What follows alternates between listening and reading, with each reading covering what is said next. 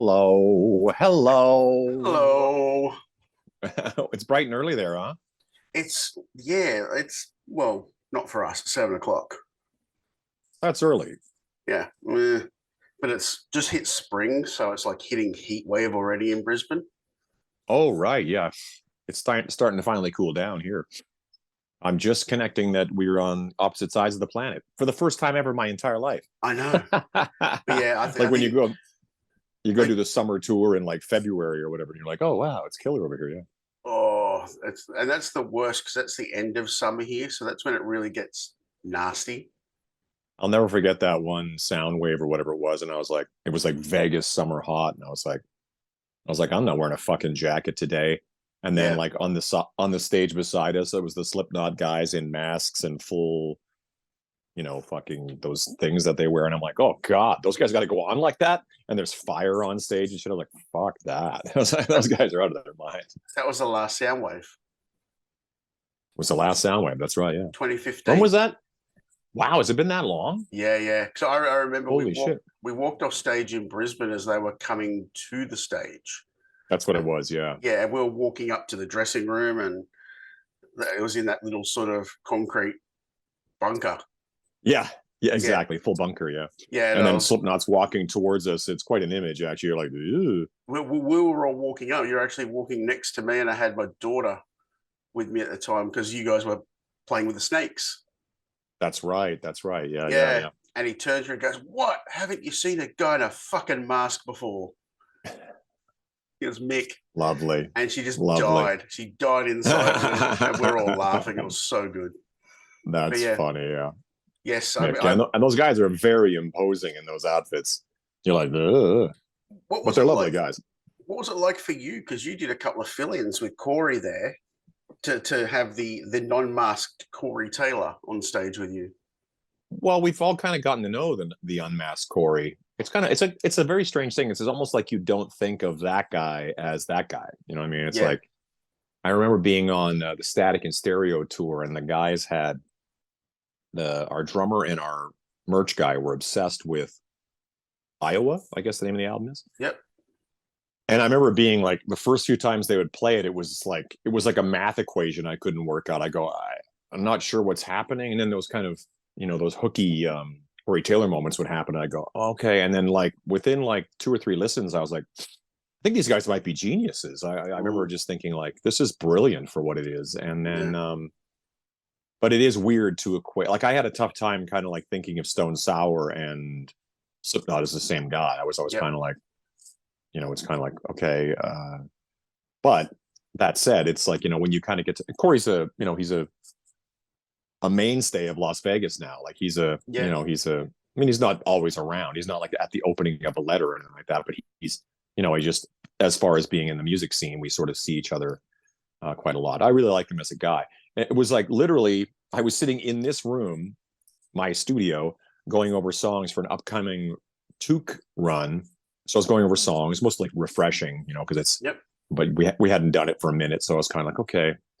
And we're just like right there and then getting a phone call from Zach. I was sitting over on there's a couch over here. And I'm like, and he was like, dude, they were playing the House of Blues tomorrow, the next day from whenever I got the call. It was sort of like, do you, I know this is a thing, but our bass player has COVID and he was staying with the drummer. So now the drummer and the bass player are out. Could you fill in? I'm like, it's like anybody, you're like, not, can I do it? Probably. I mean, if you can find somebody else, if you have somebody who's actually really plugged in already and knows the show, then you should probably go with that guy because it's going to take me but like it'd be one thing if it was like next week, but when it's like tomorrow, you're like, okay. But I said, if you have somebody else, I would recommend going with them. But of course, if you guys are stuck, I love you guys. Of course, Christian Martucci is an old friend too. So in the time it took for him to hang up and see what else was going on, I kind of just called up Corey's solo album on Spotify and went through the first few songs and thought, oh yeah, I got this. By the time Zach had called, by the time Zach called back, I was like, yeah, I got this. I'm good to go. So I mean, it's kind of a weird superpower to have that you can kind of like Well, I try not to, you know, it's almost like I don't like to talk about it too much because it's sort of like I don't want to get those last minute calls too often. Yeah. You know, it's kind of like because it makes it seem like, oh, Todd just shows up and he knows everything. It's like Todd killed himself to Yep. be prepared for that. I was like, you know, up all night, kind of going through it, making sure I knew. This was like very early days of the post-COVID lockdown thing, so it was kind of like, you know, we had to, there was a lot of protocols and a lot of, you know, got to get a test before you go in and all that kind of stuff. But it was great. So I did that. Then we went to Denver, I think it was, and it was just really fun. You know, I mean, honestly, it was like one of those things where it was like, you know, even now Zach says, "Oh, I just wish you were out here. It'd be so much fun." I'm like, yeah, you know, it's kind of like, you know, it would be a blast. I love those guys. I actually really love the music that they're making. I mean, they're doing really well with this new record and this new run, and I think it's really everything. All the stars are aligning as they should for you know, for those guys. And I think that I don't know what, you know, it's an interesting thing because he's in a similar position as I am because Slipknot comes along and Corey has to go onto that giant monolith. Yeah. And make, you know, because it's, you know, it's foolish not to go and make, you know, that kind of money. And then all of a sudden guys like Zach and myself are sort of sitting around going like, hey, what are you doing? Yeah. And yeah, it's the same that I've been, you know, been dealing with since the beginning, really. We talk about it like as if, you know, Guns N' Roses suddenly changed all that, but no, it's sort of the I mean, Miles Kennedy's always been in Alter Bridge, hasn't he? Yeah. I'm going to turn my fan on. Give me 2 seconds. Sure. And this is perfectly part of the casualness of the show. With my new Rolling Stones Hackneyed Diamonds T-shirt on. How great is that single? So great. I'm so excited about the record. You know, Paul McCartney's meant to be on a track. Yeah. And Charlie's on a couple. I mean, some sort of posthumous recordings that he did, and Bill Wyman's meant to be on. I think it's Bill and Charlie are on a track or two as well. So it's kind of like this, you know, that era of Rolling Stones reunion kind of thing. I think, you know, you have to assume this is the last time they'll be able to do this. I don't know. You know, it's like it's happening in real time. This whole like watching rock and roll head into this sort of, you know, this sort of, I mean, we kid around about it, even like Raiding the Rock Vault and all that. We're all kind of looking at each other and go like, how long can we do this before it's sort of like, when I say this, I mean play music. I guess there's really no limit until somebody just taps you on the shoulders and goes, "That's our time. Thank you." Yeah, you can sit the next couple rounds out. Well, everything we've been talking about so far is coming to Australia. So, like, Corey's here in December. Oh, cool! Great. McCartney is here next month. Wow, great. Yeah, so it's a really weird crossover because Foo Fighters are here around the same sort of time. Wow. And because they're all sort of friends, it makes me wonder if we'll see some sort of little pop-ups. I would think so. Yeah. I mean, it's, you know, that's the cool thing about Australia is it's, you know, it's a sense of like when you're so far away that you're, you know, from home, that the guys kind of like gravitate towards one another and end up like, well, what do they do? They play music. So let's get on stage and jam together, especially with Dave and Paul. That's kind of like a no-brainer. It's kind of like I had a friend that was just in Vegas. She's only just gotten home. And every time she posted a photo, I was like, oh, I remember that place.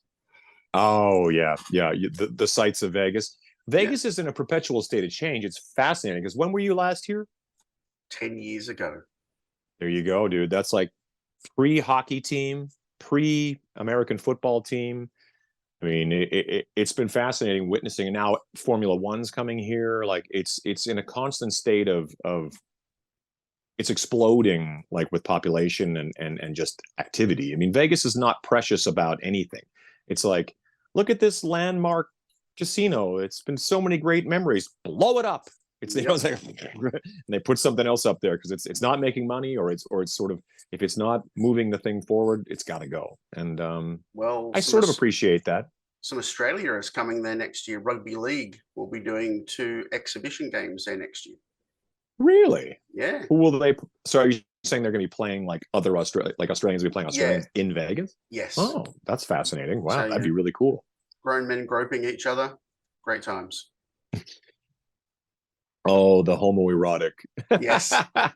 And Yeah. well, it is a Brisbane team coming, I believe. Well, but people swear by it. I mean, it really is sort of the most aggressive and, in my opinion, it seems like the most gnarly sport, Yeah. more gnarlier than American football, or even Well, these because it's guys sort of, have no yeah, they're pads. monsters. They're monsters. Those guys. They're all animals. Yeah, no pads and full contact like that. No pads, But no brains. there's generally not a lot of fighting, though, right? Like, I mean, fighting is not. They've stopped it. It's really disappointing. Oh, was there actual like hockey with the fighting? They were allowed Yeah, to. so we in rugby league it's called biff. So there was like Okay. a guy, like he's an ex-football player, but he turned sort of a comedian, and his big thing was said, "Bring back the biff." And so every That's now and hilarious. again, like we've got like an elite state of origin game where it's like New South Wales versus Queensland kind of thing. Okay, yeah, yeah. You quite often see a bit of punch on in that, which is it's great. And the worst part is when you're raising a son and he's like, yeah, they're punching on. We're like, we don't punch people. Yeah. Yeah, it's like you teach them that, and then you're like, yeah, in the middle of a game going like, okay, but we don't do that, right, buddy? It's Yeah. like, yeah.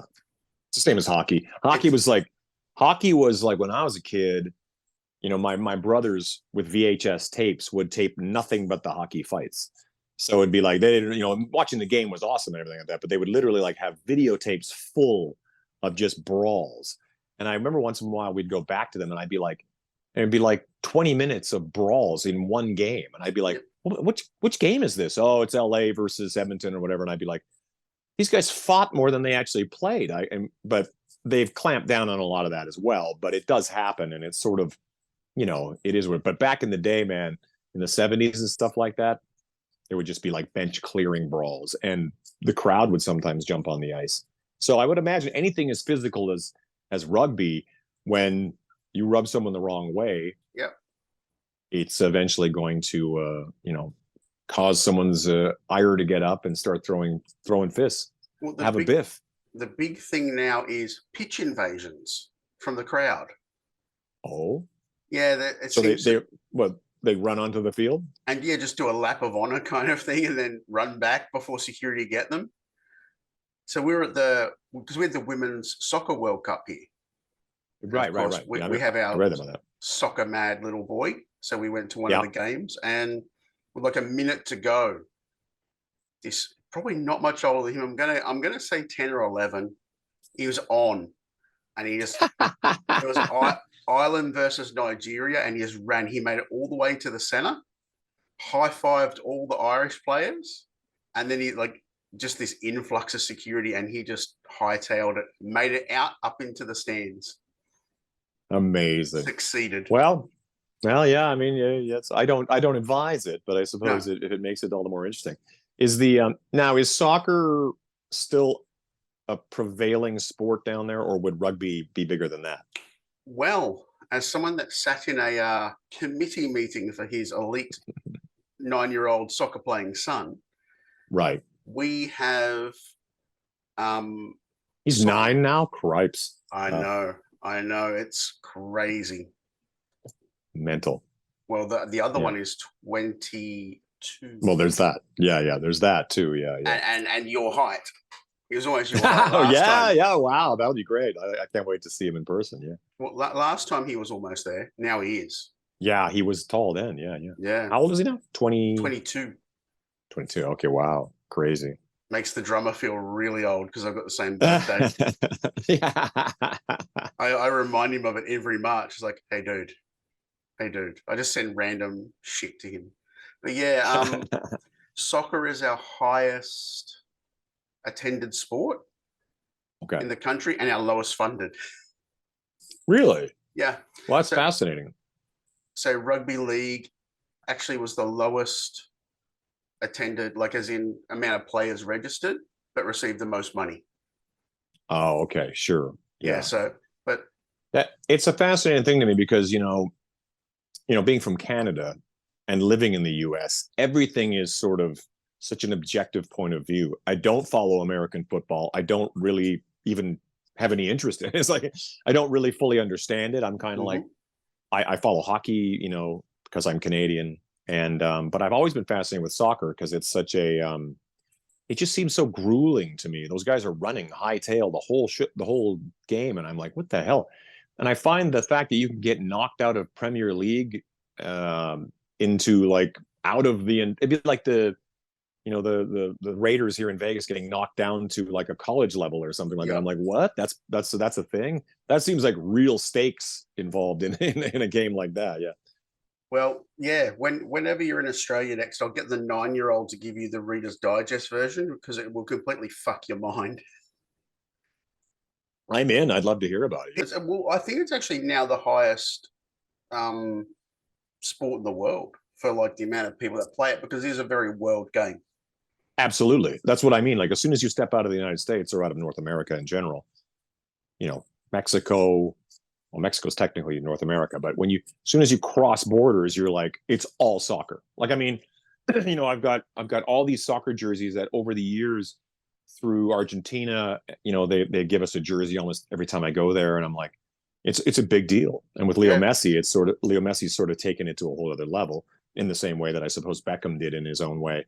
And I'm talking about like to another level for us that are completely unaware of it. And I foresee probably as time goes by that it will end up getting a little bit more and more of a profile over here. We'll see. I mean, Messi's playing in Miami.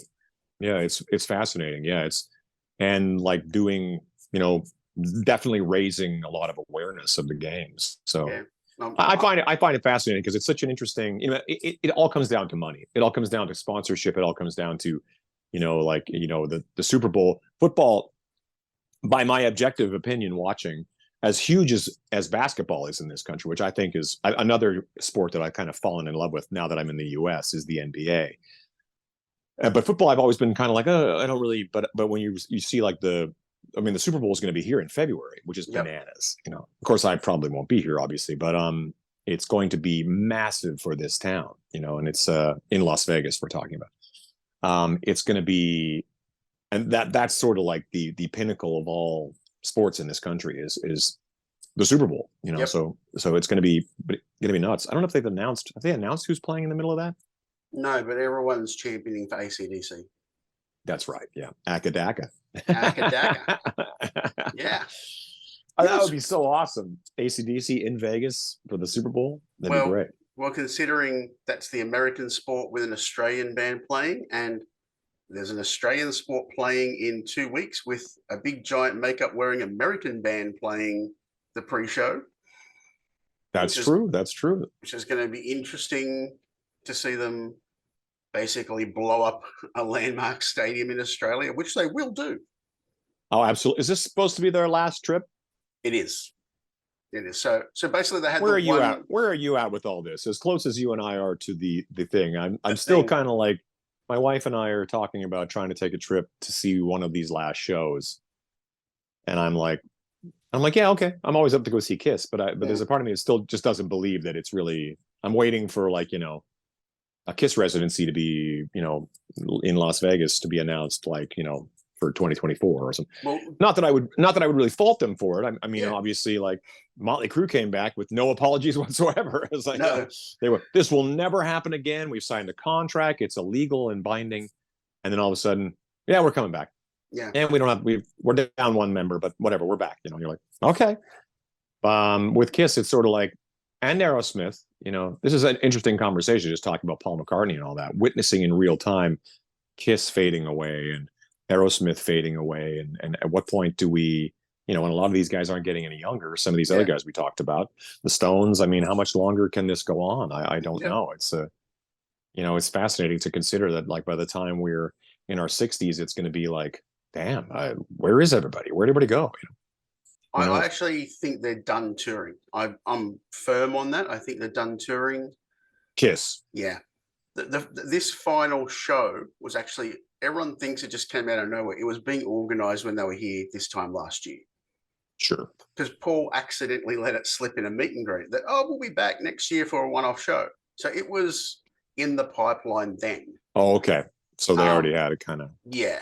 So I think they're done touring, but I think we will get, say, some sporadic one-off things, unplugged. because they went into that So you don't realm of doing unplugged shows. Yeah, yeah. So you don't foresee them doing a residency of any sort or anything like that? Yes. Yeah, but that to them, that's not touring, that's stationary. And but at the same time, there is something to be said for it. I mean, how old is Gene right now? 73. 70 something. 73. Yeah. I mean, putting that gear on and all that, I mean, it's enough already, I'm sure. I'm sure I'd be like, this is enough already. What I think they should do, and I flatly said it to him the last time they were here, is I would love to see them do what they did on the cruise, a Dress to Kill residency in the suits. Oh, like wow. the Vivados kind of suits. Yeah. Come out and just do something weird like that, or just go back and play without makeup. Who cares? Yeah, I think that, I mean, as well as I do, and I was just saying this, my wife and I were just talking about this the other day, because it's like, when you play in as many projects as I do, and it'll suddenly be like, well, we just did an original Sin show, like a kind of a reunion of the Sin City Sinners, a Vegas band that I'm in, for those following along. And it's one of those things where I'm like, where people go, a couple of the guys will be like, I never thought you'd ever want to do this again. I go, well, why not? It sounds like fun. It's like we're all alive, and it's sort of like, as long as all the guys in Kiss, are still. Imagine if the Ramones were still alive. I mean, if the Ramones had survived 5 to 10 more years past when the band split up, they would have been like, there would 100% would have been some activity, because they were bigger. They were bigger after the fact than they ever were during their run. So, like the Misfits are like, doing arenas, and you're like, the Misfits, that club band from back in the day. So, but I think it's the thing of, and Gene and Paul are as aware of anybody. It's the playing the takeaway game is if you like the Stones go out, they'll be inactive for years, and then when they come back, it's like, oh my God, and and Kiss is sort of at a certain point just kind of were just around, like they just kept going, and I think a lot of bands, they get to a point where they're just kind of like, we're just going to keep rocking. It doesn't need to be an album or a reason to tour. We're just going to tour. Yeah. Well, speaking of, you're going to go to Nashville again in a couple of months with Neil to do is it Kiss Cancer Goodbye? We're going to actually Florida, Sarasota, Florida. Right. It's Kiss Cancer. I was just going through having to learn the words to Gimme More. So we're doing on the Friday night. I'm doing Lick It Up in its entirety. And on Saturday, I'm doing Kiss Alive 3 in its entirety with Bruce. So the first night, it's like one of those things where when Neil's a good dude and a friend of mine, and he comes to me and says, we're doing this thing, raising money for cancer. And like right away, you're like, well, of course, whatever I can do, I'd love to be a part of it. And then it sort of balloons into, I'm like, yeah, I mean, obviously the Kiss Alive 3 thing is kind of like, well, I've done pretty much every single song with Bruce in one form or another. Yeah. So it's not like a big ask. And then the Lick It Up thing was more like oh, wow, Not for the Innocent? Yeah, that'd be fun, actually. So it all becomes like, it's all for charity. It's all good. So to me, it's going to be, Ace is going to be there. Ace Frehley, Bruce is going to be there. And then and then a lot of us sort of, loosely involved, the Talisman guys will be there, and like Ace's band and a bunch of those guys will be around. So it's be fun. Who will be doing the Gene? There's been a couple of different. Joe McGinnis from Quarantine wants to do it on the Kiss Alive 3 show, which I think will be epic. So I'm like, yeah, let's do it. And then the first night, Gabriel Connor, I think, is going to do Gene Simmons. He's from South America, maybe. I'm not really quite sure, but he's a guy that Bruce has been sort of raving about for a long time, and I'm kind of like, okay, yeah. I'm treating the whole thing as, I was talking to Neil about this. I mean, look, we're going to fly in on and have one day of rehearsal and then go do the show. So I'm not expecting it to be, it won't be as laser focused as the Bruce Kulick band has been for the cruises. That is hyper focused, very detailed rehearsals, medleys, and all that kind of stuff. But with both Brent and Zach not available, it became something else. So it's sort of like, let's just have fun with it, play the songs, and we're talking about pro dudes. It's like, here's the arrangement, show up, and we'll do this together. It's not a lot to it's not a real stretch, but it'll be fun. I mean, honestly, it's like, if you would have told me this 10 years ago that, you know, I would suddenly be kind of somehow like in this little Kiss pipeline, I'd be like, oh, okay, great. I mean, the first night we did it, there's pictures of me and Bob around here somewhere. Every time I talk about Bob, I want to grab one of the photos. But the first one we did with Bob, I played bass, and Bob and Bruce, you know, the Kulick brothers played. And I remember being so like in my head on stage, you know, you're having fun, you're playing, you're having a good time, you're rocking out, but you're still kind of in your head, the arrangements, the lyrics. And I remember going like, you know, we finished the show and I was like, that was cool, you know. And I walked off to the side of the stage and my wife goes, I'm kind of like, yeah, it was fun, it was cool, you know, I think it went pretty well. And she goes, are you going to talk to those people? And I go, what people? And I turn around, there's this gaggle of people going like, oh my God. It's kind of like, you know, Tomorrow from the Paul Stanley album, and all these, you know, like just blown away that they, you know, were hearing these songs. And to me, it was because you're so in the middle of it. Had I been in the audience, I would have been like, no way, they are playing some, you know, Paul Stanley solo stuff, side 4, Kiss Alive 2, you know, a lot of Bruce stuff, you know, the non-makeup era stuff. And but when you're in it, you're kind of like, you have no sense of perspective. You're just kind of like, you know, in the eye of the storm. So it was fascinating because it was literally like that day on the cruise, and you're out at sea with no internet. So it's like, it's not really a big story until it's a big story on the boat. You go from being kind of like, you know, it felt like the day before I was just kind of like, you know, a few people knew who I was, to the next day being like, you know, like some sort of, you know, we were waving the flag of a particular era that's largely like just sort of overlooked at this point, you know. And then the Bruce band became even more focused on all that stuff, you know. So to the point that we really couldn't dig deep enough. Like I kept thinking, like, is this going to be, are we going too far here? Do they really want to hear My Way from Crazy Nights? And well, you know, you know, they do. Yeah. Every time this came up, there was a plethora of texts between you, Fitz, and I of song lists. Oh, of course. Yeah. So I don't even know if we really, I don't know how close we got to any of yours, because it was so overwhelming, as you can imagine. But I'm sure quite a few things got touched upon. The fact that we actually opened one of those things with Exciter from Lick It Up was a big ask. I mean, like it was a big reach to ask Bruce, like, because we'd opened with all these great sort of openers, and we just sort of thought, well, what would be another good opener this year? We'd done King of the Mountain, we'd done, I can't remember them all, but you know, it's sort of like, it just became like, well, what do you think? And then he sort of went, well, let me listen to it. You know, it's a monster song. I'm looking forward to doing it again now with at the Kiss Cancer Goodbye thing. But yeah, no, Bruce is you know, it's been a lot of fun playing with Bruce because he's so you know him. He's very hyper focused, very isn't really big on like, you know, let's just show up and wing it. That's not that doesn't work in his world. But he does have a lot of fun with it, and I think he's sort of relaxed into just kind of like having fun with this whole thing at this sort of, you know, at this juncture of his life, you know. Now, the one that I kept pushing, which eventually got done, was King of Hearts. It sure did, yeah. That's a great one. A great overlooked song. There's a lot of great overlooked songs, yeah. It suffered from the production, as everything did on that album. But I think that, you know, looking back at a lot of records, and I've talked about this a lot when we talk about, you know, albums that we grew up on and albums that we loved.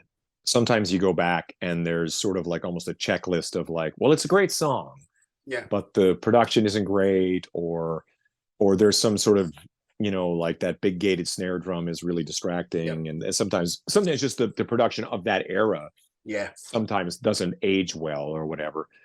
And that record has a lot of those, well, not a lot of those, but it has some of those elements for sure, where you're kind of like, okay. But it's great to be able to get up there and celebrate Eric Carr and celebrate all those, that era that, you know, like when you talk to guys like Chris Jericho, you know, he's one of many people who found Kiss in the non-makeup years, like, you know, being like young enough that, even me, it was like, I found Kiss when I was a kid, you know, but by the time I saw Kiss, Bruce Kulick was the guitar player. You know? I'm sure was it like that for you? When did you see Kiss? I saw him in 1980. So with Eric Carr. Oh, you did? Freely. Yeah. So I was. So you were a kid. 4. Yeah, that's do you have any recollection of that? I do. Yeah, I Really? can. Yeah, I was. Well, clearly it made an impact because you're still a fan. Yeah. I'm still fucked up. Yeah, no, I remember buying my first record because my father was in the army and he used to run like discos to keep the army kids off the streets. Okay. So the rule was, once every week someone got to pick an album and everyone picked a single out. And I remember walking past and it was still like 79, 80. So Dynasty was out and things, but I saw like the Dynasty patch, like, oh yeah, cool, Clowns, sweet kind of thing in my 4-year-old brain. And I walked in, but I actually picked up Dress to Kill. Ah, Dress to Kill was my first album. That's your gateway drug? Yeah. And yeah, saw them in 1980 with like the limited sort of recollections that I've got. It's the actual video that's on one of the Kissologies. That's the show. That's so cool. Yeah. So then it was 90. I saw him in 92 in the States, but that was kind of whirlwind. But the one that will always stick out for me was their first tour here back, which was 95. Right. With Bruce and Eric and the Sphinx. It was just nuts. So that's Hot in the Shade by that point? Or it was Revenge lineup, but they brought the Sphinx stage. But they brought the Sphinx. Yeah. Okay, wow. Yeah, of course. That's full so production. They opened, the mouth opened. They did God of Thunder kind of thing. It was just great. First of the conventions, it was fucking mental. Well, it's interesting, and I've had this conversation with a lot of my friends because we, of course, go down this rabbit hole a lot, especially because, we've been playing so much of this music. Kiss was a contender at that time. I mean, they were like in the same breath as Motley Crue and Poison and whoever else was doing rock and roll at that time, or hard rock, Bon Jovi, and then later on Skid Row and bands like that. It was kind of like Kiss was, to some of these people, Kiss was just another, headbangers ball rock band. You know what I mean? Yeah. And of course, being kind of aware that they used to be those guys that did that thing, but I was, they never really lost me. That's the funny thing. I talk about that all the time. Like, bringing up because it's just now the 40th anniversary of Lick It Up. Yep. And, I remember my friends being checked right out by the Elder and Creatures. I'd be like, have you heard the new Kiss record? And they'd be like, there's a new Kiss record? Those guys are still happening? Yeah. Be like, dude, it's great. I remember because Creatures was like a best kept secret because it was a great record. It was heavy, it rocked, Elder was, it definitely polarized people, but it was a new Kiss record. So, it's what we did. I still, we've been down that rabbit hole too. The Corey Taylor Band and I just going back and forth about the Elder. Let's go do the Elder in its entirety down at Vamped here in Vegas. It's like, it probably never happened, but it's something that I always kind of entertain. But then the, just how under the wire it was by that point. Because I remember both albums happened for me like that, where I lived in a small town, so I didn't really have that kind of big news thing that there's a new Kiss record out. I just walked into a record shop and saw Creatures of the Night, and I thought, no way, because that was a cool album cover. It's the guys, and I was very excited. And then the same thing happened to me when I walked into a store and saw all these front racked Lick It Up records. That was the first time I'd ever seen them without makeup. So I was just kind of I never saw the video at that point or the MTV reveal. I don't know if that all happened on the same day or what. I don't know if I walked into the store on opening day, but I remember just being like, no way. And kind of, and just being fast. And that record, Lick It Up and Creatures, as sort of sister albums to one another, I kind of, it sort of reinvigorated an entire thing into Animalize, into Asylum, into all that kind of stuff. So I think that we as fans, when I finally saw them on Animalize, it was a huge deal, and the fact that they had come to our little tiny area of the world was a big deal. Bruce's first tour, most people didn't even know who Bruce was. Yeah. Yep. Well, I'll throw out my request now, seeing as you're going to be doing Lick It Up. I think when you do Not for the Innocent, you should actually do the demo version with the trading vocals. I thought about that. It's kind of I talked about it with the guy putting it together, and I thought, I don't know because a lot of it's sort of because some of the versions you're so accustomed to the Animalize live or Beyond live versions of the songs. Yep. I'm sort of like torn between trying to like, indulge that or actually sort of going like, well, we're supposed to be doing Lick It Up in its entirety. And I've thought about that too. Trust me, I thought that demo version is really cool because it's like, because they trade off the vocal, which is some of my favorite things that they do when they actually kind of are Work both together. on the same, or sometimes you'll hear Peter on a song or that kind of thing. It has a very Beatles effect to people. Don't really realize how much the Beatles were such a massive influence on Kiss. Yeah. But that kind of thing is so obvious. But Not for the Innocent is that demo version is great. And it's possible. Before we move on to proper things we're meant to talk about, you talk about Corey and the Elder.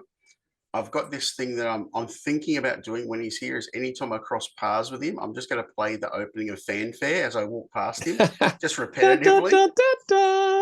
Or like he would love that. Yeah, it gets him going every time. Yeah, like his entrance music to a room.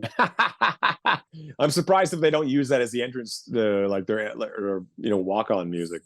It would be phenomenal. I think it would just people. Well, Slipknot do weird and wonderful intro music, so why can't he?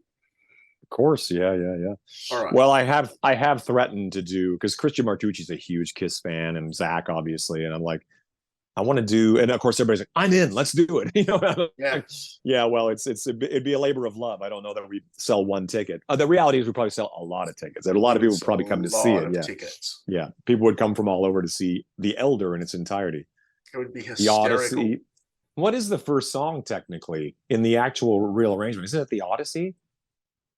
It's Fanfare. I mean, in the first version when I bought it back in whatever year that was, it was The Oath. Yeah. And it was like, and I remember being blown away because I saw them on that television show Fridays. Yeah. And as a Kiss fan, you're like, oh my God, it's something beautiful about being the right age. You understand, being 5 years older than that, you would have not been into Kiss. You would have been like, this is silly. I'm into Led Zeppelin or whatever, Yeah, it's a funny thing. But no, I will look into the demo version of that. And I think you should definitely play Fanfare for Corey. It will. Now, Blackbird Angels has been out for a couple of weeks now, which is great. And look, on compact disc. Physical product. Compact disc. Who's this character? The age-old medium from the 80s that I know. Took the world by storm. Yeah, I know, right? Remember when the boxes were really tall, like really long? We didn't get long boxes in Australia. No, never got them. There was always the dual cases.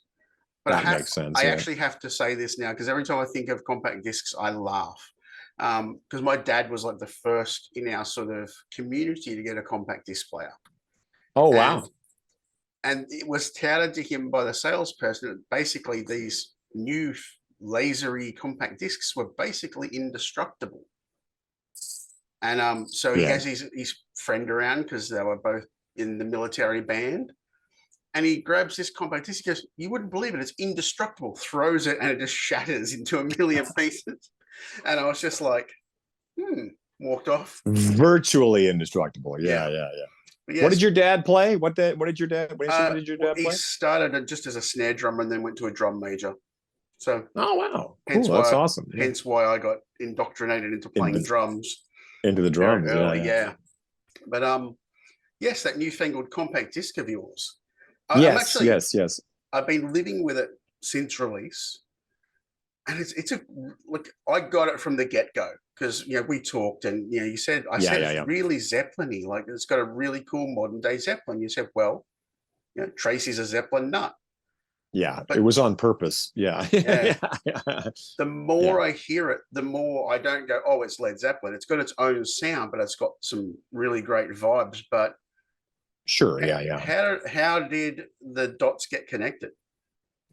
Well, Tracii and I had jammed together. Sin City Sinners is the band I was talking about earlier, was the band here in Vegas that I put together with Brent Muscat from Faster Pussycat. And we were, I mean, the long and short of it was a fun band that was put together to jam with friends on Tuesday nights because Vegas is one of those cool towns where there's a million musicians working in town. And we thought a Tuesday night would be kind of fun because it could be one of those dark nights where people aren't working and they'll just come down and jam. Yep. And it became so much more than that, because then we started going like, what if we got George Lynch to come here and play from Dokken, or basically anybody, Slim Jim Phantom from the Stray Cats. And it just sort of turned into this thing where we just kept jamming and jamming and jamming. And Tracii was one of those people. And Tracii was always very good to me about, you know, we played Zeppelin, we played Zeppelin songs. So he was immediately, you know, I could do no wrong at that point. Yep. But he was very complimentary and very nice to me, and very cool to me. And you know, that means a lot coming from, you know, a guy that you always respect. And, you know, I played his songs in my cover band when I was a kid, you know. So, you know, so when it, you know, later on when we a lot of people keep going to me, is this one of those Frontiers things? And I'm like, I don't know what you mean by one of those Frontiers things. And I came to learn that, oh, Frontiers likes to kind of like put together these sort of like super group type ideas. And I go, oh, okay. I was kind of largely unaware of that. But I go, I don't know, because Heroes and Monsters was similar in that sitting in this room talking to Will Hunt like I'm talking to you, and him going, hey, what are you doing, man? Are you as bored as us? Do you want to knock some ideas around? Like, yes, let's do that, you know. And that's very much what happened with Tracii. Was, you know, it's lockdown, maybe, I think maybe towards the end of lockdown, but still kind of like, and what I've sort of, you know, probably said ad nauseum was, at the time there was sort of a prevailing attitude amongst a lot of naysayers that it's over. Like, we're not going to be able to tour anymore. We're not going to be able to do. It's weird saying that now, looking at it from the vantage point that we're at. Yeah. Because everything is sort of like exactly how it was. But at the time, I really didn't take it that seriously. Like, I thought, there's no way we're not going to like just, you know, we're just going to like, there'll never be touring bands again, or touring acts or DJs or anything. I was like, that's nonsense. But I was literally sitting at home going like, well, you know, it's hard enough to kind of get the Slash guys together with Alter Bridge and Guns N' Roses and everything else, and Mammoth WVH. And, you know, so it's kind of like, I thought to myself, well, it'd be nice to focus on writing songs. I had done a thing called Minefield with two guys from Ace Frehley's band and a friend of ours named Brandon. And that was literally at the beginning of COVID. And it was just kind of like a fun idea of like, yeah, you know, I'd never done any sort of remote writing or remote recording. And that turned out really strong. Like, I mean, it's really hard to focus any energy on it beyond just making a record together and kind of going, that was fun. Maybe some other time we'll be able to get around to it. But it was kind of really like the cracking of the seal, and really an experiment in that world of like, you know, somebody sends some files over and I sit in this room and go like, and try and figure out lyrics and vocals for it. And then you get to the Tracii thing, and Tracii and Adam were literally sending over completed songs, just no vocals, you know what I mean? So Tracii was playing bass on them, Adam was playing drums. And I was like, okay, you get it right away. Cause Tracii and I were talking about, Tracii was specifically like, I'd love to make like a, you know, like a Led Zeppelin, the names like Bad Company and bands like that get thrown around. And I'm kind of like, I guess kind of, but I had bands like, you know, Steve Marriott, Humble Pie type thing, and a lot of that kind of stuff, you know, like 70s rock and roll. I mean, there's going to be 80s isms in there because it's just the nature of screaming high vocals and fast guitar playing and a big bass drum. You know, I mean, it's sort of the nature of that kind of stuff. So once in a while, somebody will say like, this one kind of reminds me of LA Guns. And I go, well, that's a real stretch because the guitar player is from LA Guns. Yeah. So, you know, but that was sort of the North Star, was the idea of kind of like, we're trying to make this sort of homage to the music that we, you know, we loved as kids. And that's sort of where we went in that direction. We sort of took diversions along the way, but that's sort of what we were shooting for. Yeah.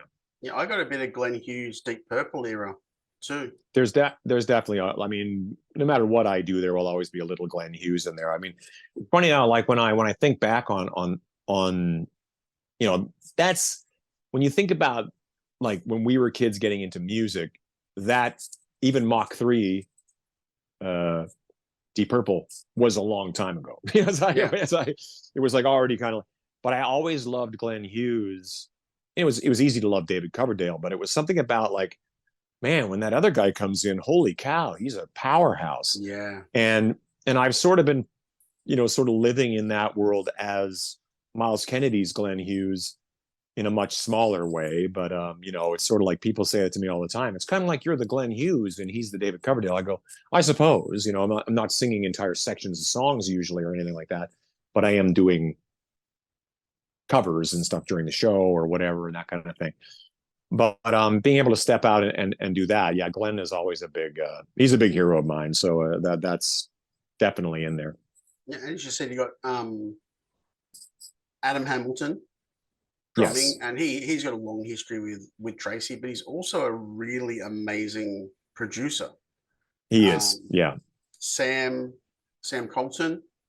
Yep. The band now is Faster Pussycat and Dorothy. So he was here earlier this year, and I got to stand like 2 feet from him because there was no barrier, and he's just a fucking monster. Like he is ridiculous. He's another one of those young guys, he's part of that Frank Sidoris sort of like, where are these guys coming from that they're like 20 something years old and just fantastic, talented guitar players and just old souls. It's like we were talking about him the other day. I was talking to Tammy about him the other day, Tammy Down.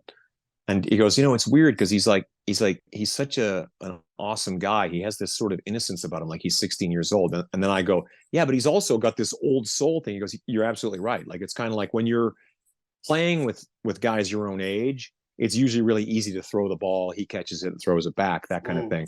And if you throw it to a guy who plays a different kind of music, sometimes it gets kind of lost. But, a guy who's essentially, I don't know, probably 20 years younger than me, it's sort of like every once in a while you'll be like, damn, I connect with this guy, almost better than I connect with somebody my own age. You know what I mean? It's just because it reminds me because when I was his age, I was really superly overschooled in like the entire, thing of rock and roll. So that when someone brought up music that was 20 years before my time, I was like, oh dude, let's go. Let's do Street Fighting Man or whatever, it's like, I was into it. And Sam's that guy. I actually thought he was going to fall through the stage. He was kicking it that hard when he was playing with Faster Pussycat. Just I could hear his heel over his amp hitting the stage. Digging in. I love it. So they got a good lineup going. Well, actually, I found that it's pushed Tammy. Like, first time I've seen it has. I've seen enough Tammy's YouTube a whole videos. New man. Tammy's a whole new man since he got sober and everything. He's I said to him the other day, I go, dude, you look like you're 10 years younger. I don't know what happened here. I go, and his energy in general, he just has this kind of like, he's just kind of like enjoying life and liking music. Totally. Yeah. Yeah. I appreciate that about him because we were worried about him, We chatted pre-tour before they came down. And then I caught up with him on the day just to see you connect in person. And I was like, dude, you look even healthier than when we chatted. And he's like, well, I am reversing many, many years of bad behavior. Exactly. Yeah. It's actually quite inspiring because it's like, he's one of those guys that had he not gotten off the path he was on, he might not be with us anymore. Yeah. We'd be speaking about him in the was sense. Past tense. Yeah. Yes. But, in being with him, the last couple of days that I was with him, it was just kind of like, he's going to be around for a long time. He's got a lot to do and a lot to say. And I think that's very exciting. So, like you said, bands these days have multiple projects going on. Is there going to be a chance that you guys will be able to do shows? Well, we're perpetually talking about it. And that's, the fact that Heroes and Monsters, I'm going to do another run with these guys, has been able to do stuff. It's you have to prioritize. And that's the hard part is, when you have something like LA Guns, which is an up and running and very clearly a successful band, I'm not expecting them to drop. I mean, Johnny and Tracii are in that. So at least that schedule sort of correlates, But I think that, like anything else, it's sort of one of those things that we definitely have our eye on it and we want to try and make something happen. I think like I had said before about like, like with Sin City Sinners or anything else. It's kind of like, as long as we're all living and breathing on this planet, anything is possible.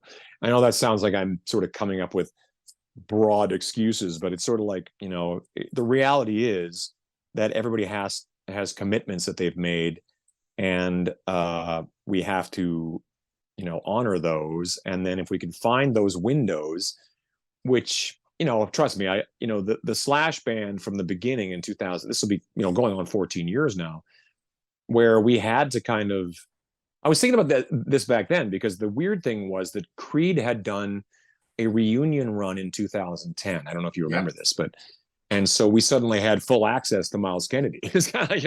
So we were essentially a band for, I don't know how long, you know, it went on for quite a while.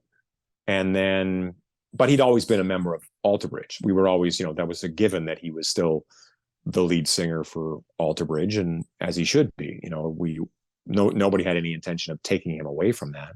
Yeah. But we sort of could make it work. Then you start adding in, you know, as soon as Guns got back together, it became a real challenge to sort of find the time to make it work. But like anything else, it's like, if it's a priority, you'll find the time and you'll make it work. And we managed to make Living the Dream. We managed to make 4. None of us could have foreseen COVID happening, and that, you know, that really threw a lot of things into a tailspin. But that said, that same kind of scenario with, Creed, you know, with, but with Blackbird Angels, it's very much sort of like, you know, you can only, you know, find these moments to work. It was funny because a guy sent me a message one day, or maybe it was a tweet, I can't remember, but he said something like, do you think people are all doing these multiple projects for money, or is it for fun, or is it for, and it was weird because I hadn't really thought of it in a lot of ways. I've always sort of thought, like, there are 52 weeks in the year, and back in the day you were, hey, look at that guy. How old's he or she? She is 7 now. Oh, wow. She's a big girl. She's massive. She's been hanging around my feet the entire time. That's great. I had a couple come in and out, but they're it's a madhouse around here. Yeah. What was I just saying? Cat. I'm distracted by cats. You were saying about how someone asked if you're doing it for like money. Oh, yeah.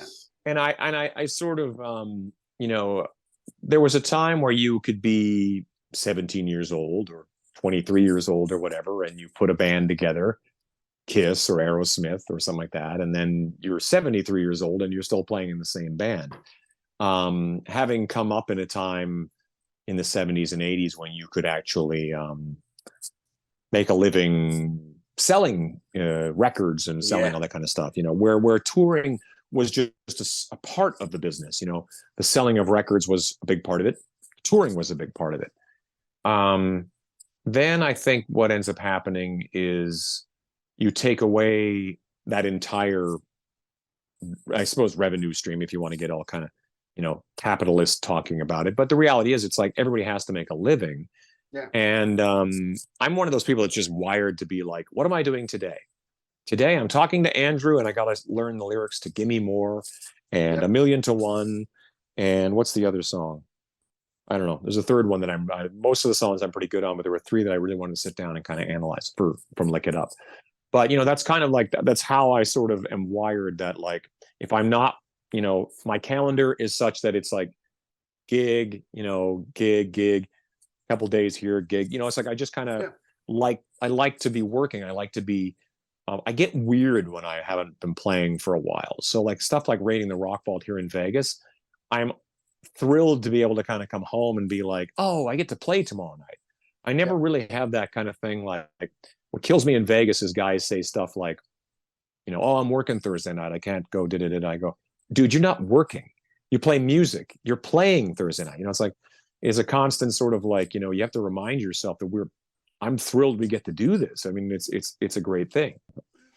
Yes, well, that's the thing. Like, to me, when when you look at Sons of Apollo and Winery Dogs, you know, like they're, you know, Billy and those guys are doing stuff because it's like, well, if, you know, you can only do Winery Dogs, you know, for a portion of the year. Yeah. If your entire business is touring, you can't bring, I can't bring Slash and the Conspirators, or you can't bring that, you can't tour 365 days of the year, because you keep going back to the same markets. Like, how many times can I hit Brisbane before no one wants to come see us anymore? You know, it's like, Yeah.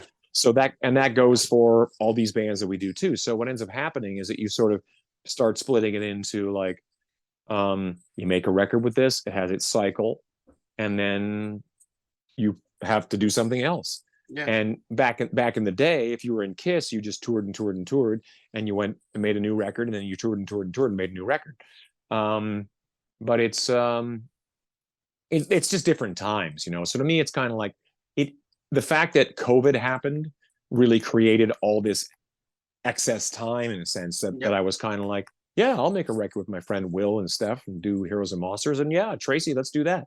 I'm not doing anything. I'm sitting around, you know. There wasn't, I mean, Toque, we wrote a bunch of songs during that period as well.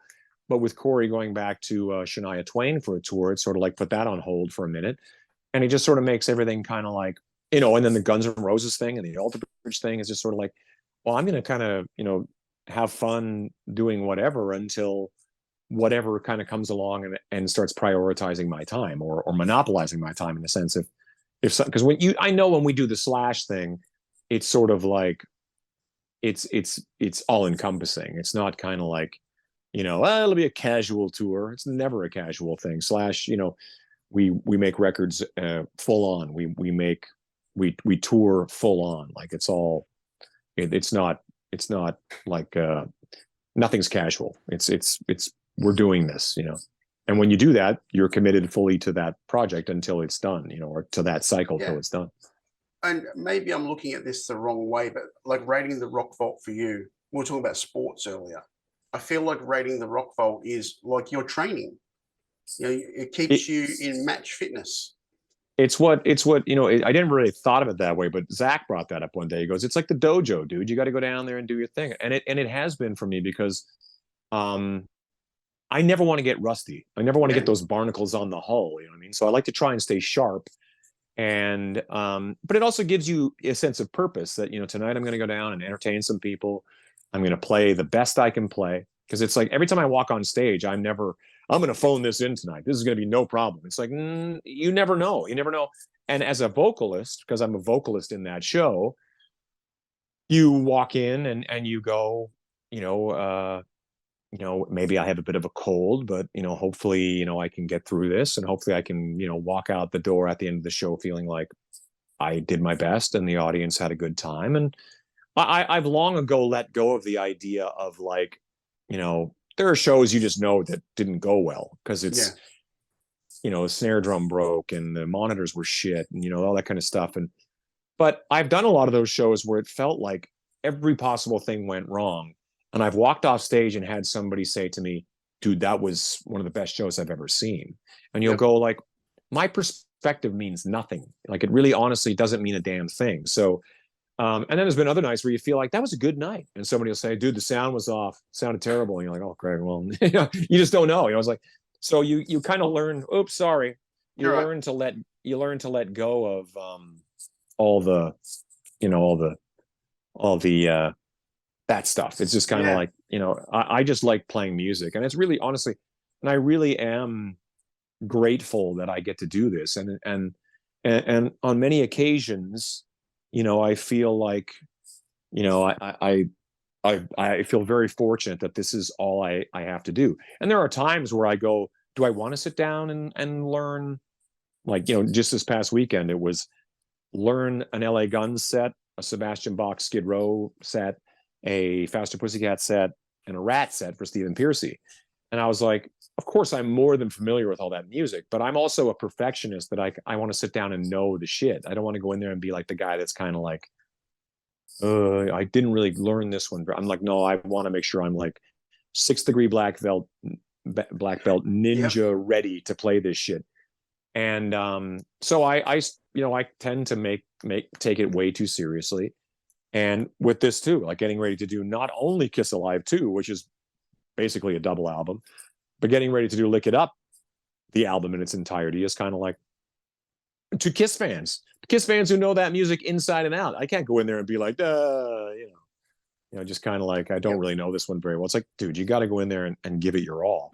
And I think the Kiss fans, or at least the fans that come in, the people that come and see our band, or us doing what we do, they love it because they know that we're fans too. They know that we're up there like living the dream, going like, I can't believe I get to do this. This is a trip, you know. Now, with all of this in your world, is there time for more Todd Kerns solo music to be written, recorded, and released? Well, I think that's always sort of a perpetual thing going on. I'm still kind of like not quite sure how that all kind of, where that all kind of works and where it all kind of fits in. But I think because of, like I said, the fact that lockdown thing created such an opportunity to make music with other people, keeping in mind that a big part of it too is like, you know, ever since doing Minefield, Toque, Heroes and Monsters, Blackbird Angels, has sort of been a reestablishing of like, oh, by the way, I'm also a singer. You know, I mean, like a lot of people sort of, you know, have sort of just seen me as the bass player for Slash. People who followed me my whole career know exactly what time it is with me. But, you know, it's sort of like one of those interesting things where, you know, kind of reestablishing that, oh, this is also something that this guy does. Oh, okay, interesting.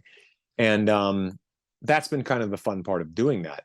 And within doing that, it's sort of like, you know, it's taking on a project where you're meant to sort of to write and exercise those creative muscles in the same way that going down to the rock vault is kind of like keeping myself physically, musically sharp. It's good to have these things come on where you go, okay, well, I'm going to sit down and, you know, write some songs. And what I've learned whenever I go through that process, and sometimes it can be, again, I'm wired a certain way where it's kind of like, all of it can be fun, but can also be not fun because you have certain expectations. But the older I get, the more I kind of feel a little less kind of like pressure about it. I feel a lot more, I'm going to do what I do. You know, I like what I do. If I like it, I think somebody else will like it as well. And that's enough. I mean, I feel blessed that, you know, there are albums that I've made that were successful in whatever degree they were successful. And there are albums that came and went and felt like, for all intents and purposes, failures, you know what I mean? But still having somebody walk up with that failure, ask me to sign it, and then tell me what that record means to them is, to me, that's a success. You know, I mean, that to me is far more, well, I was going to say far more rewarding. You know, I mean, that's a balancing. It's a bit dumb for me to say, well, it would be more rewarding than $1 million. We can all use $1 million, but but you know what I mean. It's sort of one of those things where it's kind of like at this point now, you know, and like just talking about Aerosmith, Kiss, a lot of bands that they tend to not make new music because for them they feel it's a lost cause. It's sort of like, are we ever going to write a song that's as important as Shout It Out Loud or Rock and Roll Night or Walk This Way or Dude Looks Like a Lady or whatever? You know, it's sort of like, no, but Paul McCartney and the Stones and a bunch of bands still keep making music because they love making music, you know. Yeah. And I'm one of those people that's like, in a lot of ways, Minefield, Heroes, all that kind of stuff really awoke in me that sort of like, I love making music. You know, there's nothing better than to kind of like playing, you know, I'll come up with riffs and stuff like that on sitting here with an unplugged electric kind of going, you know, and coming up with an idea of what you, of how you'd like it to go. And then actually sort of hearing the plugged in electric guitar playing that riff, and then the accompanying guitar that sort of, you know, complements that. And then just seeing it all come together is such an awesome feeling that it's very much something that I'd love to see. Well, I mean, the reality is, it's like if the Stones are making music in their late 70s and 80s, yeah, I'm sure between now and then I'll probably have made 5 different solo records. Cool. Probably more. Oh, well, I hope so. But also, like, say Blackbird Angels. To me, it's not that the album feels unfinished, because it's a great album, but the band feels unfinished. Like, this was just like a tip of the iceberg album to me. So I think there's a lot more in the pipeline for that. And, you know, and as you said, Tracii and Adam had the songs done. So hopefully when it comes time to look at number 2, there's like a, not that Tracii isn't great at what he does, but I'd love to see more of that band effort where everyone's in a room if it's possible and schedules align, and Bit of old That's school woodshedding. That's very likely. That's been a very interesting part of all of this, all these different things that we're talking about. Even Toque has elements of that, where we sort of like, Corey is sort of the Wizard of Oz in that, where he's sort of in his lab cooking up a lot of things, and then I will come over there and do my thing, and we'll all sort of throw our 2 cents in there. But it is a little disjointed that way. But the reality is that, there's so many different ways to make music, and like the last SMKC record is 100% live, or 99% live, whatever you want to call it. But the fact that we just came in and just plugged in and played, and the amps and the drums are all bleeding into each other, and that was the way that record was made. It's an interesting record as far as like, being so subjective for me, like, because I've been a part of them all. It's hard to go, is this record better than that record? Is that record better than this record? There are elements about almost every single the ones that we've made together that I feel really strongly about. But the last record was so interesting because you're talking about 4 guys who got sick with COVID, plus Frank Sidoris, who didn't until much, much later. But it was just a weird experience. And I mean, there was something about the focus of World on Fire where it still felt like there was a real statement to be made, where we felt like we had a lot to say. And the fact that we recorded 17 songs, and I was like, so which of these are we using and which are going on to be Japanese B sides? And Slash was like, we just release them all. And I go, okay. And then we'll play them all. And we'll play them all. And that's the kind of, I mean, a lot of that, a lot of Slash's energy in that department has always been quite inspiring to me, because he's always doing something, always working, always, he has the freedom to do whatever he wants. When you get to a certain level, you don't really worry about how you're going to make the rent or whatever. You're just kind of like, you make music, Yep. But that's kind of part of the beauty of making music in general, is it has to be something you want to do, and something that you enjoy. Because I don't think I tried on a couple of occasions to work in that world of like trying to second guess an audience and write songs that'll be so clever that it can't possibly miss. And then it misses, and you go, well, why didn't I just write a song I wanted to write, or, make music I was really excited to make for myself? And if that didn't work, then I'd be like, well, it didn't work, but I really like it, or I really feel strongly about it. I didn't really dip my foot too far into that pool of like, sort of objectively making music for an audience or anything like that. It's kind of like, I've always just sort of felt like I make music because I like to make music. But that said, and getting back to what you were bringing up, apologies, I'm taking a wide turn on it, but I think it'd be great to get the guys into a room together. And the fact that everybody's sort of in California, but during COVID, Tracii was in Denmark, hence the title Solsorte. It's sort of like a Denmark word for, it means black bird, I think. Right. Dr. Google lied. Yeah, exactly.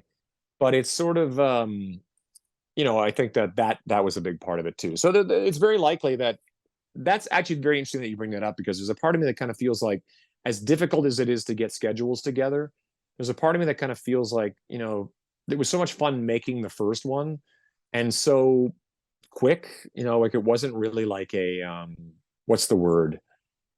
It wasn't like a really long, arduous, it wasn't hysteria. Yes. Yeah. And I feel like, because we don't have managers and A&R guys and agendas to meet, it's just kind of like, we're just making music to make music. But there's a good chance that, say, a second record could come along, and then all of a sudden, now feels like a good time to go out and try and like do something, Yeah. It's interesting. I mean, like getting to do Heroes and Monsters so much, like, has been like really fun, and really, like, we're still not quite sure where that's going to go. And those guys have such crazy schedules too, that the fact that we actually have been able to do this on occasion has been like, just by the grace of just, wow, I can't believe we've been able to pull this off. This will be the 3rd run we'll have done together. and only in Italy, which doesn't make any sense. So it should be taken elsewhere, but we sort of entertain that as well. I mean, that's the kind of the beauty of it all, is to me, is it's kind of like, I love music so much, and I love playing music so much, and I like creating music so much, that I'm kind of like, I really don't know, other than the fact that COVID and lockdown and all that created all these sort of like opportunities to do all this stuff. I would think that my schedule will probably go back to being a little bit more normal-ish. Yeah. That said, it doesn't mean that there won't be a second Heroes and Monsters record, or a second Blackbird Angels record, and obviously more Toque music to come. There's a new single coming out in November. It's all based upon, like, I consider myself, I love doing what I do, and if someone can't keep me busy for 12 months of the year, then I have to do a lot of different things. Yeah. So hopefully, but maybe we'll be able to do it in a studio together. That'd be great with Tracii and the guys. We'll see. Well, that's the thing, because I like, not to label it, but I see Tracii and Sam like almost like a modern day Slash and Izzy. Yeah, I could see that. Yeah. I mean, the LA Guns lineup they have now is so strong. Ace is so great in that lineup as well. I think that those newer, I just did a run of a show the other day with Phil Lewis, and I said to him, I go, those most recent LA Guns records are really strong, like stronger than they've been in probably 15 years. Yep. It's like, and I think that's testament to just like getting the right group of guys and the right energy and the right kind of moving forward. And I think that's so who knows? I mean, it's but it would be great to see Tracii and Bam on stage together, Tracii and Sam Bam, only because I think that those guys are awesome, and I just like, it'd be really cool to see them kind of tear it up together. Yeah. And we were talking about Fall just before, we were talking about that, and it's funny that I have to go like true confession here, where when the album first came out, I really loved the songs, but I didn't gel with the raw production because I was so used to Elvis. Yeah. A lot of I've heard this a bit. Yeah, but go ahead. But I love it now. Like, I love I hate to label, but that 70s Aerosmith, vibe, because that's what it has to me. It's very Aerosmithy. Yeah. Now, as we know, that was on purpose as well, as you can imagine. Yeah. As we know, that guy with the hat is always working, always busy. And I saw one date in South America or something get announced. So is there going to be, does Slash have like a window, and everyone have a window where the planets are going to align? Yeah, we're working on a plan. So I mean, it's hard for me to really say too much, because I know that they like to make a lot of pomp and circumstance about these things, but we're definitely trying to work out a chunk of time where we can do this. The funniest thing about it is, I think we're still calling this technically the 4 cycle. Support of a record that came out in 2022. So by the time we finally get out and do it, it'd be 2 years later. But I think that really in this sort of post-COVID world, it's not that unusual to be kind of like, we didn't get around to this because everybody got busy with other stuff, so we're going to go out and do it now. So I don't really know officially what I can say or what I can't say, so I probably won't say much. At least not on record. Yeah. But what might be nice is, if there is that window, maybe going down the route of a lot of bands these days and throwing it at like a 5 or 6 song EP. Well, like 4.5. That would be fantastic. That would be fantastic. Yeah. I don't know if we'll actually have time to really be able to dig too much into all that, but it would be awesome, because I think that that's the thing about these guys is I remember just the other day, I was just thinking about driving to the studio every day with Miles Kennedy when we were doing Apocalyptic Love in 2012, probably 2000. Yeah, I guess it came out in 2012. And how stressed out he was almost every day. Just because he was just kind of like, I think he felt this immense pressure to kind of like, to make it a good record. He was wasn't expecting to have to play rhythm guitar on it, and that sort of fell in his lap, and then sing it, and all that stuff. It was just sort of like, oh God.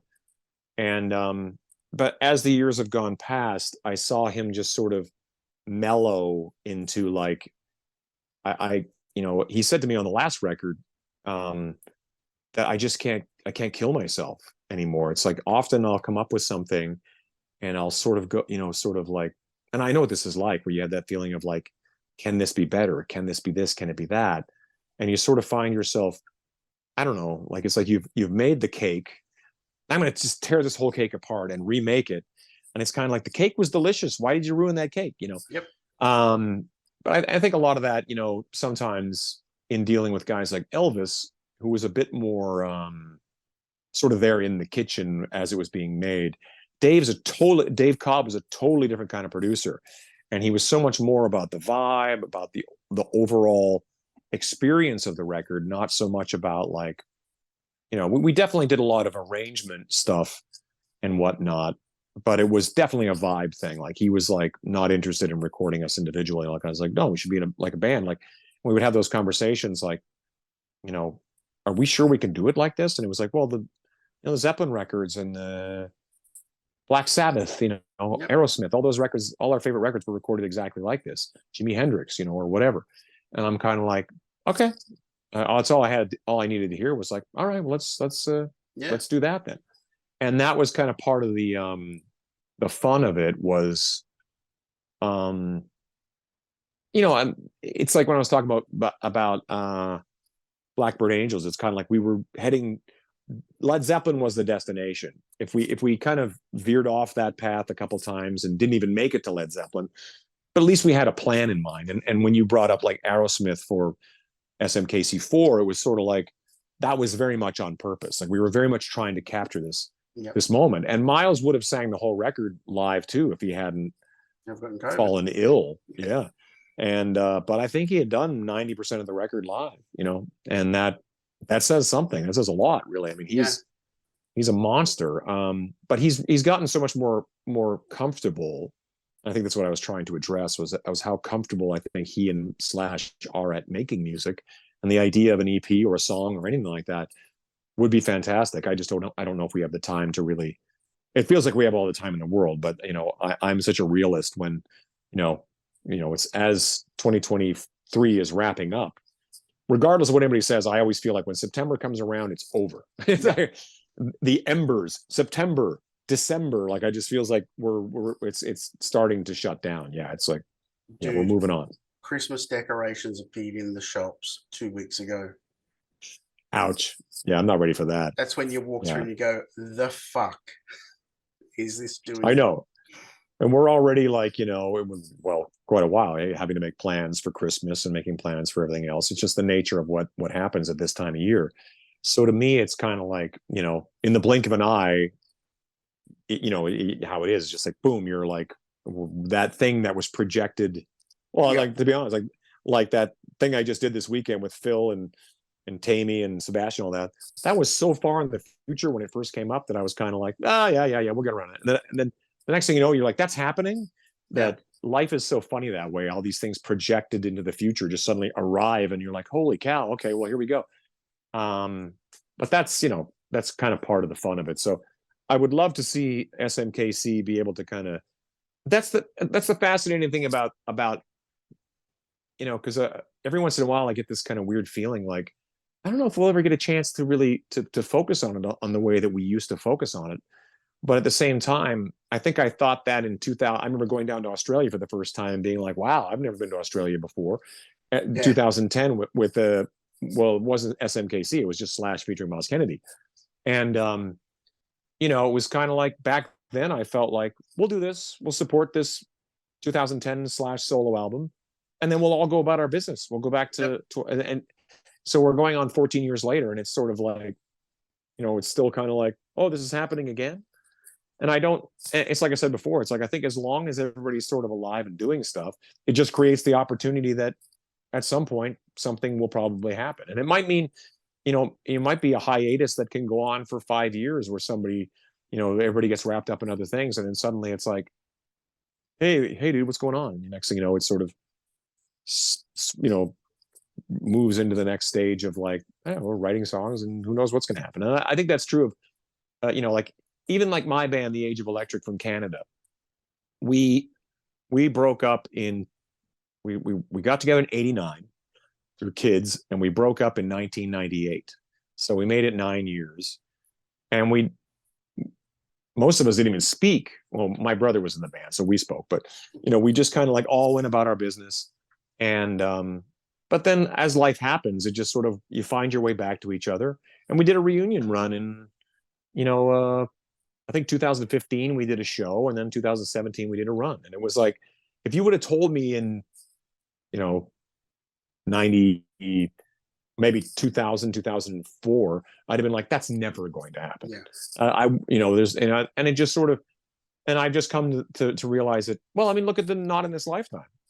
There was a time where Slash and Axl being together was like, that's never going to happen. Not in a million years. Yeah. So now I don't believe, like the Gallagher brothers in Oasis. I think something will happen. It's like, you can't help it, even though those things that are just kind of like, well, there are examples of bands that, the Clash never got back together. The Jam never got back together. There's quite a few examples of the Jam. I mean, maybe some version of it could get back together. I don't know.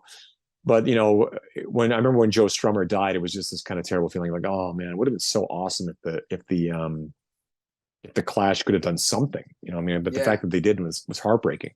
But in most cases, Led Zeppelin, they get together once in a while, they do stuff, we all have our expectations of what that is, and we know what the limitations are, but they do. So I think that it's one of those things that life is a funny thing, and as long as everybody's still kind of kicking around, there's a good chance that music, and it's all about the music, really, isn't it? It's like, regardless of our own selfish, whether it's like, why aren't Black Sabbath making music together or whatever, it's kind of like, well, when Eddie Van Halen died, it was this bizarre feeling of like, just this end of an era, like this end of like, well, that's that. I mean, there's no way they can do a Pantera type reunion without Eddie Van Halen. Yeah. It's like that. I mean, at least I can't imagine that. But the beauty of it is that I can just turn you off and put on Van Halen music right now. Yeah. It's like, it's the only thing that keeps us immortal, is this sense of like, the day you're missing John Lennon, you can go and listen to his entire catalog. It's exactly. like, it's a beautiful thing. But I feel, like I said, I'm just grateful to be able to wake up and do this until I can't anymore, whether it's physically can't, or maybe just kind of like, I don't know. I keep thinking, like, I can't imagine the day that happens where I just don't feel like doing it anymore. Like, I don't think that's going to happen. Like, I don't think that's going to, I don't think I'm one of those people who's going to be like, nah, I could see myself being at a point where I'm like, turning down things like, oh, this gig doesn't pay. Yep. It's shitty travel, whatever. I'd be like, yeah, I'm not up for that. But I will do stuff that doesn't pay if it's like with somebody I love, and I love playing music with those guys, or whatever it is.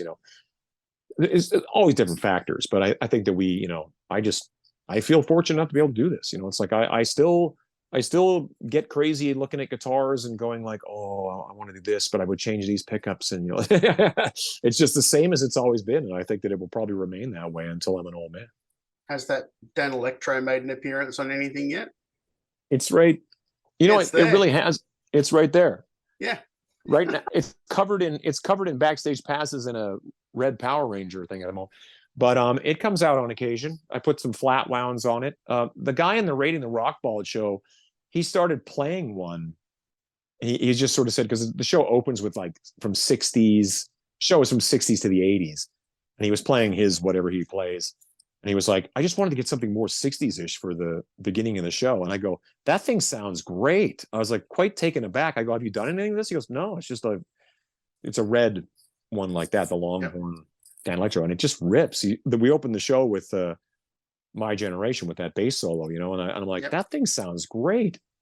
I actually I play bass on one song, so I play that bass, and it's great. I'm like, this thing sounds awesome. That one came all the way from Brisbane. Oh, wait, is that where it came from? Yeah. I still remember walking through LAX with it, and they're like, "Is that a gun?" I was like, sure. Yeah, I love that. Yeah, carrying guitars in airports. What a pain in the ass. So as we finish up today, I've got like a really cool wish list of all the things we've been talking about. So Blackbird Angels actually need to do a second album, because to me, It's an album that's been missing in classic rock for a while. I actually really love it. Oh, well, thank you. I think I'm the glad to hear that. planets have aligned for a good band there. Yeah. There needs to be an SMKC EP, I think, with Jay Ruston producing. Ooh, I've been pushing Jay for a long time because he's Commonwealth, he's Canadian like me, so he's a good friend, and I think he does amazing work. I mean, the Corey records are incredible. Incredible. Yeah. So the next one is a new solo record from you. I will accommodate. And as we finish up, a cage match with the Gallagher brothers. You mean the two of them against each other? In a cage, yeah. Sort your shit out. Fucking Manchester boys like that? I don't know, it'd be a pretty ugly fight. The funny thing is not to go too far down a rabbit hole, but I am such a fan of Noel's writing. Yep. And that band that I kind of like,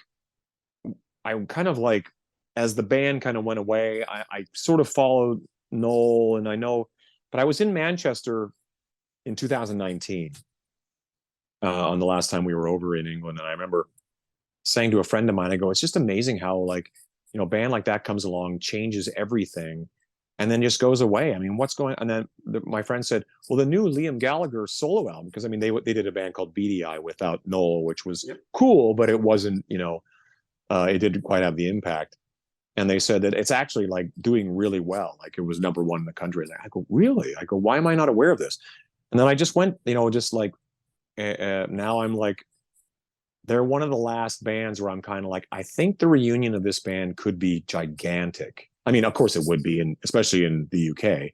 But I just think that those Liam solo albums are really strong, and there's something about his delivery, his voice, his attitude. Noel's obviously very gifted at just kind of coming up with a tune. I mean, I would probably, I don't know. I think I prefer their verbal sparring to any physical sparring. They're two of the best. Noel Gallagher is like the sharpest tongue in the business. Yeah. No one can go up against that guy. I always get a kick out of him. I phrase that as shit talking with intent. My favorite line of his was he was talking about Liam, his brother, saying he's the angriest man in the world. He's as if it's like he's a man with a fork living in a world full of soup. Okay. If the conspirators come down here on this run, it'd be great, because all I'm going to do is just walk around with a fucking fork.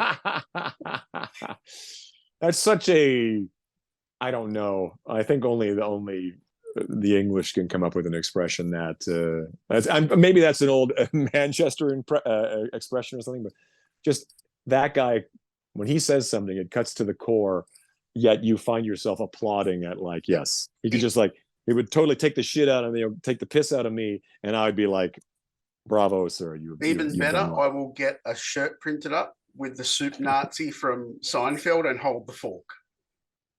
That would just perfect. Done. No soup for you. No soup for you. Is there anything you want to let everyone know before I let you go about learning Kiss songs?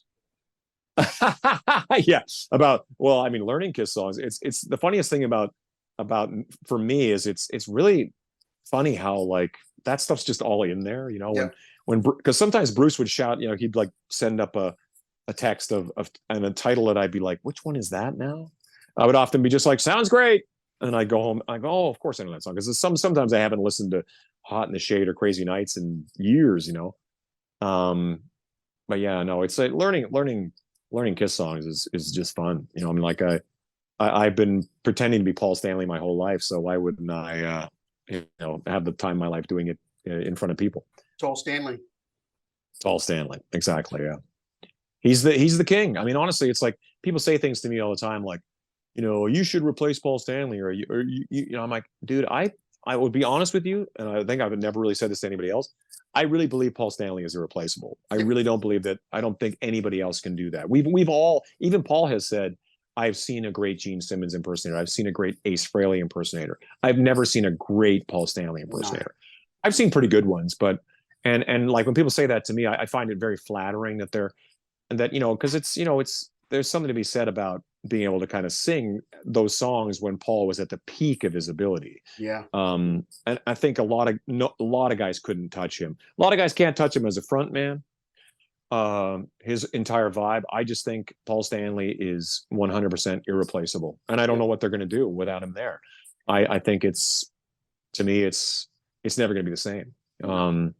But I'm happy to go up and sort of try and, you know, represent these songs and sort of celebrate these songs with an audience full of people who love it as much as I do. That's really all it is to me. I'm not trying to like flex my muscles and go like, aren't I great? It's like, dude, I'm having the time of my life. I'm up here playing songs that I grew up on, and I'm just loving this. And luckily you're playing in front of a bunch of people who feel pretty much the same way. You know, I mean, that's the beauty of playing in front of that passionate of an audience, is that they love it probably more than I do, or they know more about it more than I do. It's like those Kiss cruises are 100% like being at a Star Trek convention, but it's all Kiss. You know, it's like you're like, these people know everything about Kiss, every single thing. And I love that. All right, dude, I'm going to let you go. Everyone needs you go. to get the Blackbird Angels. Everyone get it. It's fucking cool. There it is. Look at me being all like promotional. This one's still in plastic. Still got the old tiger on it. Keep it for 20 years. It's a collectible then with the plastic on it. There you go. Everyone, retirement plan. You know, when you're in Vegas, go to Raiding the Rock Vault. Yeah, do that. Come say hi. Follow Todd on all his socials. He's a wealth of information and cat photos. And yes, like I am. And as I leave you today, dude, my final word is do do do do do.